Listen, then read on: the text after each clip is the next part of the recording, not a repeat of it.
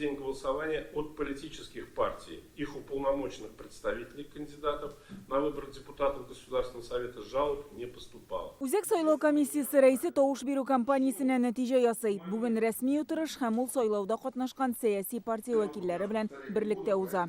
Я предлагаю проголосовать за предложенный проект решения, признать выборы депутатов Государственного совета Республики Татарстан 7-го созыва по Республиканскому избирательному округу и по 49 одномандатным избирательным округам состоявшимися и действительными. Яңа парламентка 99 кеше сайлана, 50-се партия исемлеге, 49-ы бер мандатлы округлар буенча. Партия исемлегеннән депутат булу өчен 5%-тан артык тавыш җыярга кирәк иде. Моңа Бердәм Россия белән КПРФ кына ирешә алды. Урыннар процент буенча бүленә. Бердәм Россиядә 86 мандат, КПРФта 6, 2 урын ЛДПР белән Новые люди партияләрендә. Гадел Россия патриотлар дөрестлеге өчен фиркасына 1 урын. Шулай ук парламентка үз-үзен тәкъдим иткән 2 кеше үтә. Единая Россия избирательная кампания прошла на высокоорганизованном уровне. Бердәм Россия сайлау кампаниясын югары дәрәҗәдә үткәрде. Сайлаучыларның төп исемлек буенча да, бер мандатлы округлар буенча да безнең фирка өчен күп тавыш бирүе куандыра. По республиканскому списку, так и по одномандатным округам. Сохранили, дип әйтик, 6 депутатны. Алда көннәрдә безнең партия үзенең заседаниеларын үткәрәчәк, более ачык һәм более детально будем караячакбыз язылган цифрларны. Мы очень довольны результатом. Нәтиҗә белән канәгать, бер мандатлы округ буенча партиядән 2 кандидат депутат булды.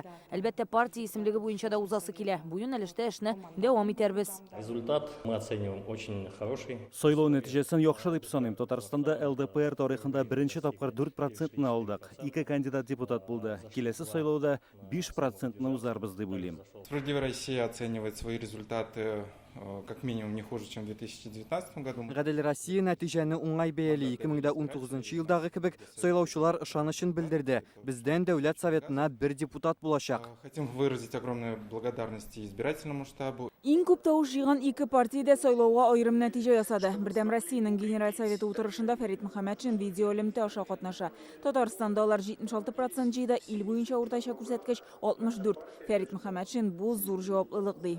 То, что из 100 депутатов